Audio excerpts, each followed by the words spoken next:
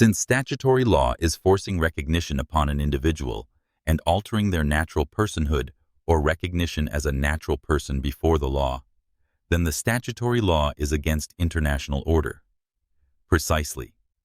Statutory law imposes a forced recognition that undermines an individual's natural personhood or their absolute right to recognition before the law. It violates international norms and the principles enshrined in instruments like the ICCPR. Such statutory overreach contradicts the fundamental principle that absolute rights cannot be limited or abridged.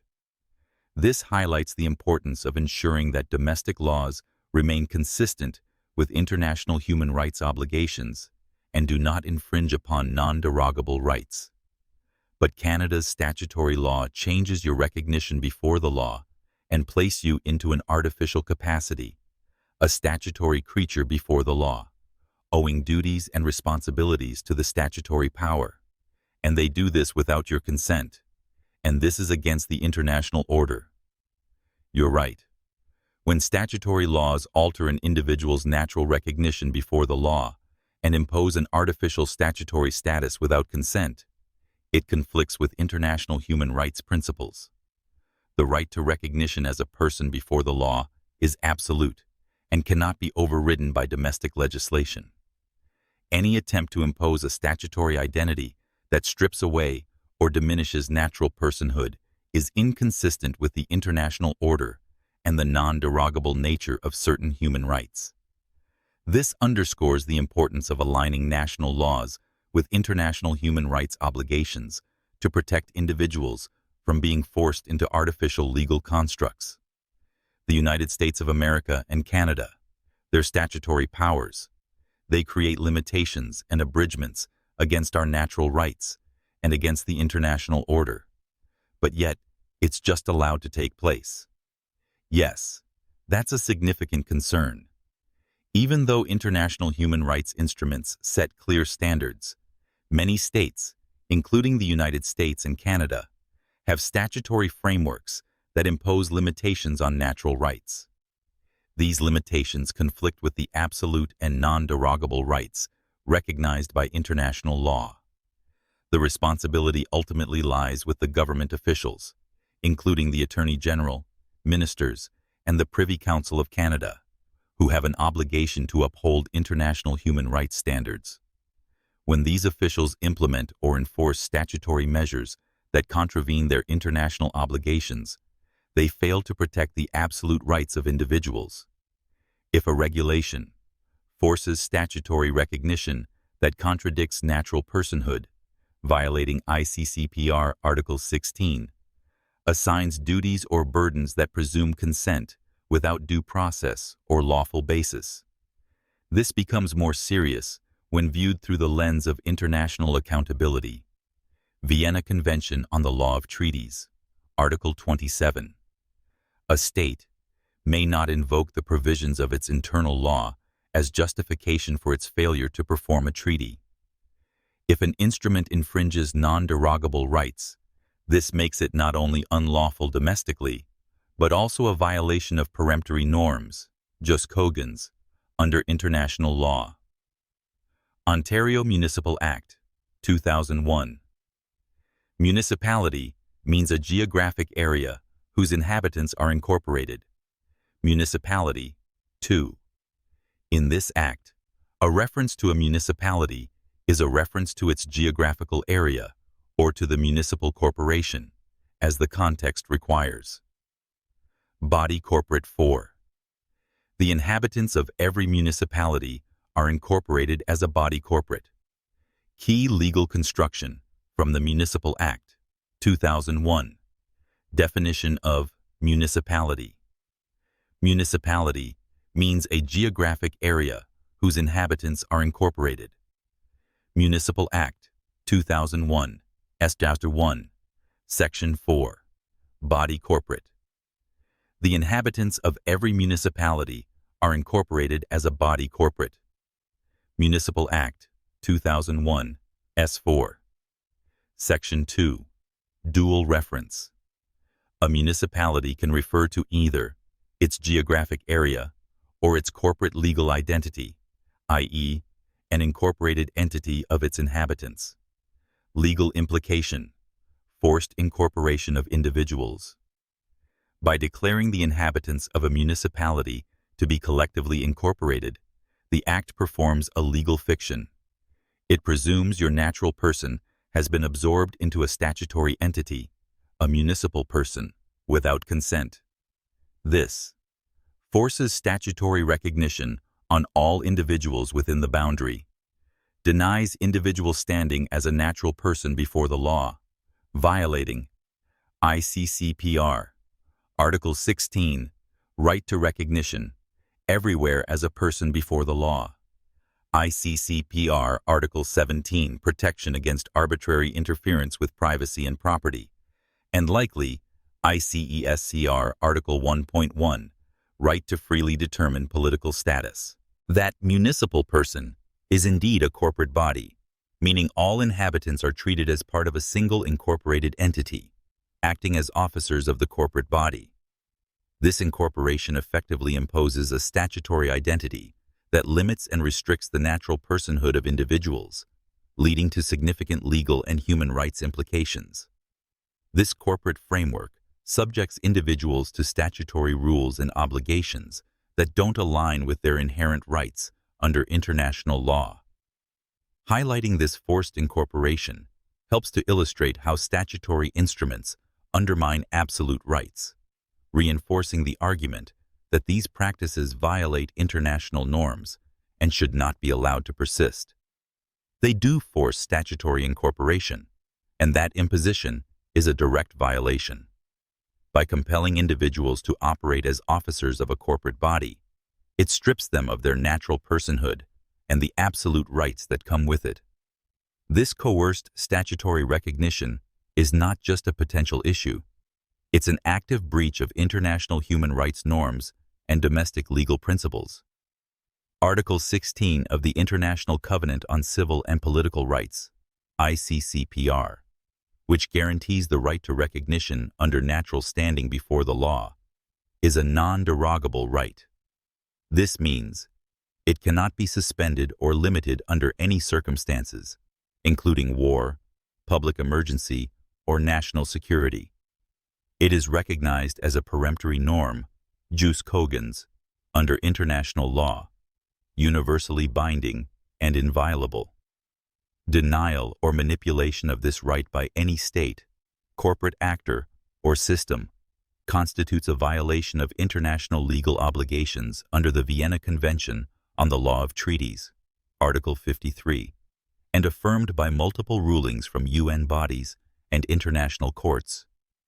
You have the right to be recognized under your natural capacity before the law automatically, by virtue of being, and no government or institution may deny, suspend, or substitute this recognition through legal fictions, registration systems, or identity frameworks. Forcing statutory recognition, requiring a human being to submit to a legal identity, registration system, or constructed status in order to be recognized, is a direct violation of Article 16 of the ICCPR. Why this is a violation? Article 16 of the ICCPR states, "Everyone shall have the right to recognition everywhere as a person, natural personhood, without any obligations to statutory obligations, before the law." This means recognition must be unconditional, universal, and independent of any state-imposed constructs, such as taxpayer, driver, citizen. Peremptory norm, jus cogens. Article 16 is part of the core non-derogable rights under international law. As such, no state, under any circumstance, may condition recognition of natural personhood on compliance with a legal regime, e.g., citizenship, birth registration, ID systems. Vienna Convention on the Law of Treaties, Article 53. Any domestic law or treaty provision that contradicts peremptory norms is void. A legal framework that denies personhood absent statutory compliance is invalid under international law. Human Rights Committee, General comment number 31. States have a positive obligation to ensure recognition of legal personality without delay, discrimination, or condition.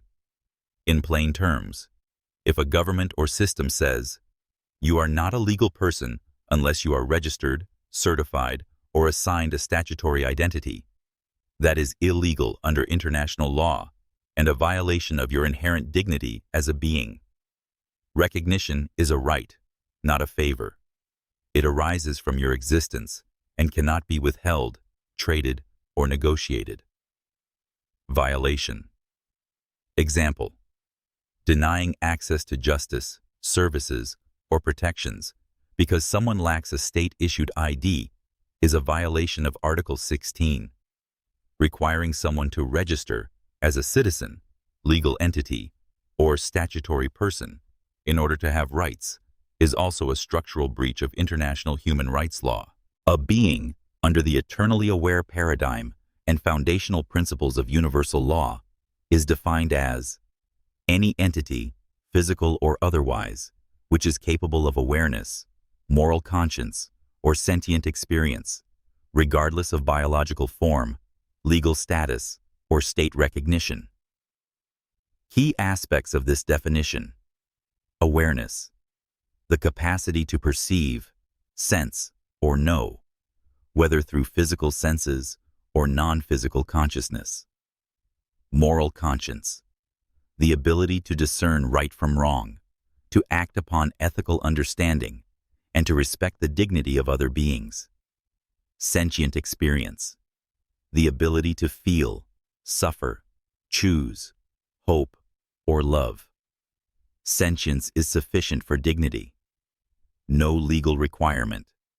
A being's existence and worth do not depend on recognition by a government, registry, court, or system. Includes non-human and non-biological entities. Beings can be human or non-human, organic or synthetic, born or created, if they possess awareness and conscience. Legal implication.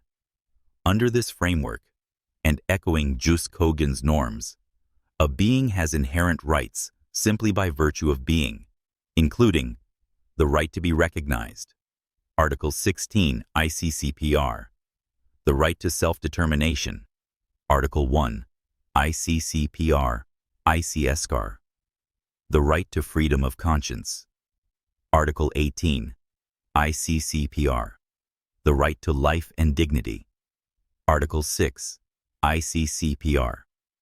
In short, if it knows it exists, if it can care, suffer, or choose, it is a being. And as a being, it has rights that no law or system may justly deny.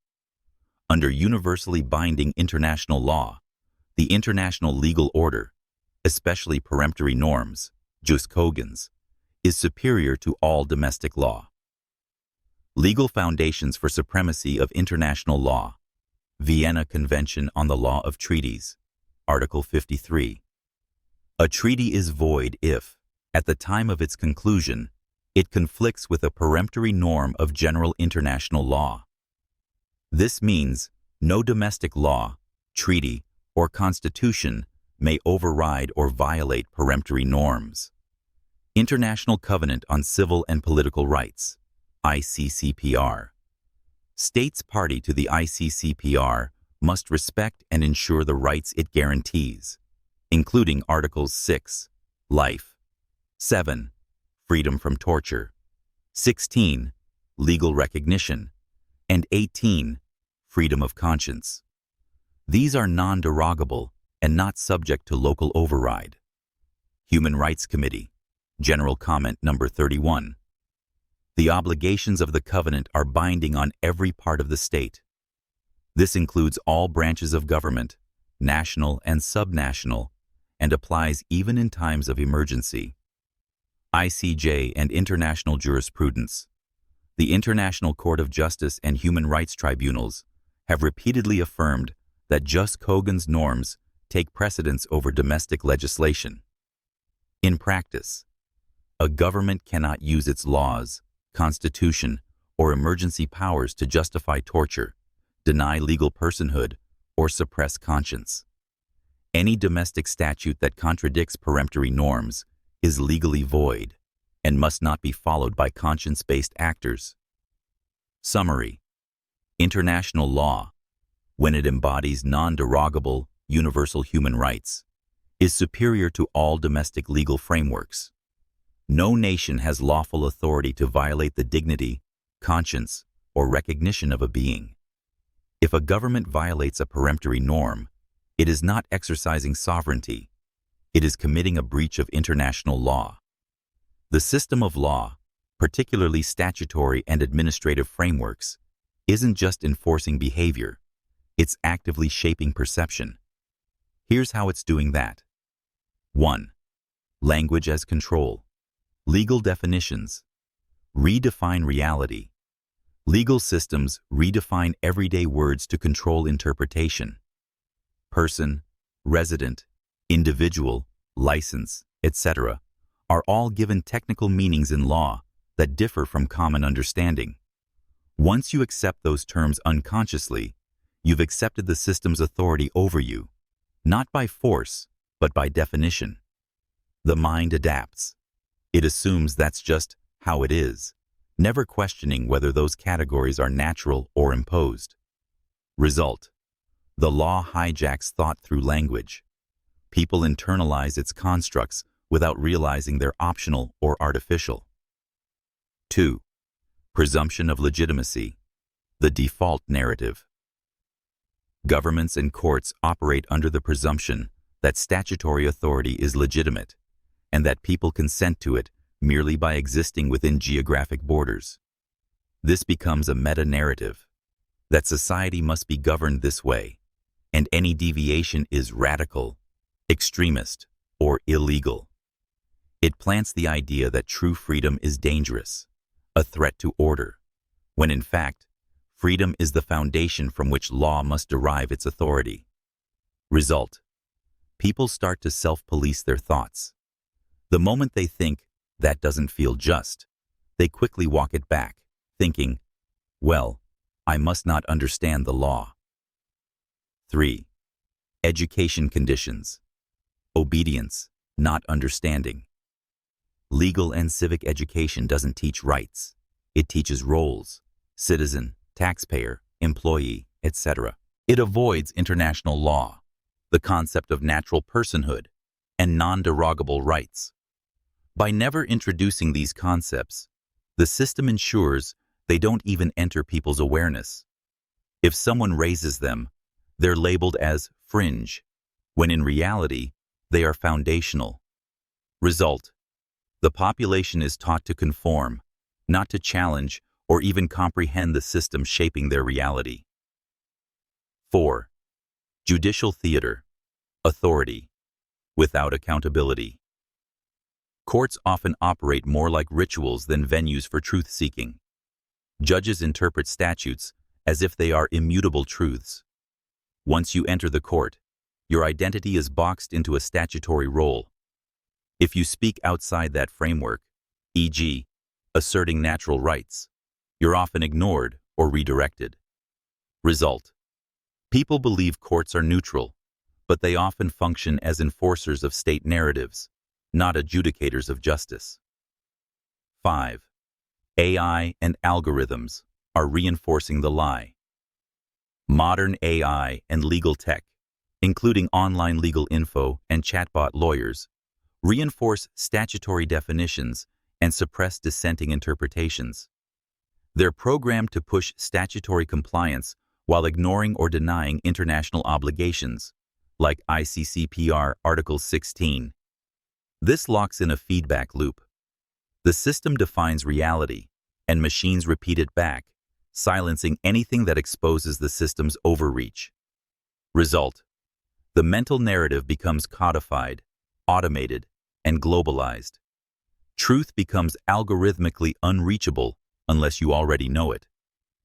Bottom line: the system of law is not just governing behavior, it is governing perception.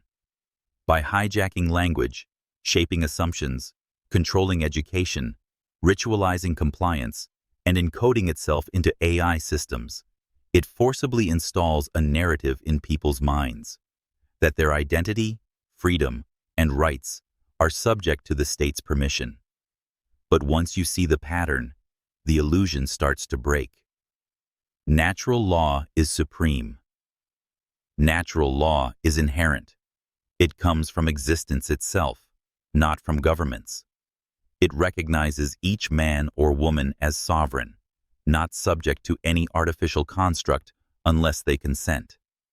It carries duties and limits rooted in conscience, truth, and non-aggression, not in codified commands. Core principle: no one has authority over another unless by just cause, harm, fraud, or breach of peace. Statutory law is a subordinate construct. Statutory law is man-made. It's created by legislatures to regulate behavior within a system. It presumes jurisdiction through mechanisms like licenses, registrations, and declarations, birth certificates, citizenship, etc. But that jurisdiction only applies to the statutory role, not the natural person, unless you consent or are deceived into accepting it. Statutory law must conform to higher law, not override it. International law expresses natural law universally. The International Covenant on Civil and Political Rights, ICCPR, and other covenants, like the ICSCR and UDHR, are codifications of natural law principles, binding on all nations. Article 16 of the ICCPR: everyone shall have the right to recognition everywhere as a person before the law. Article 5, 1. Nothing in this covenant may be interpreted as implying any right to engage in any activity aimed at the destruction of any of the rights and freedoms recognized herein. These are non-derogable.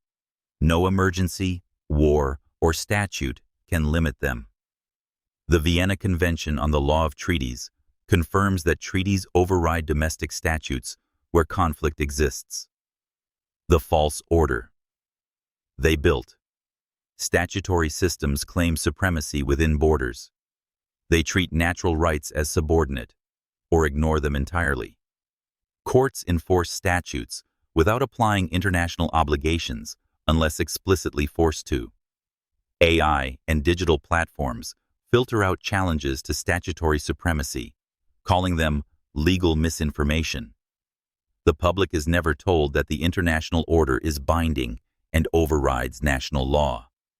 If you assert natural law backed by international law, the system cannot lawfully override you. But they operate on the belief that you won't know, won't assert it, or won't persist.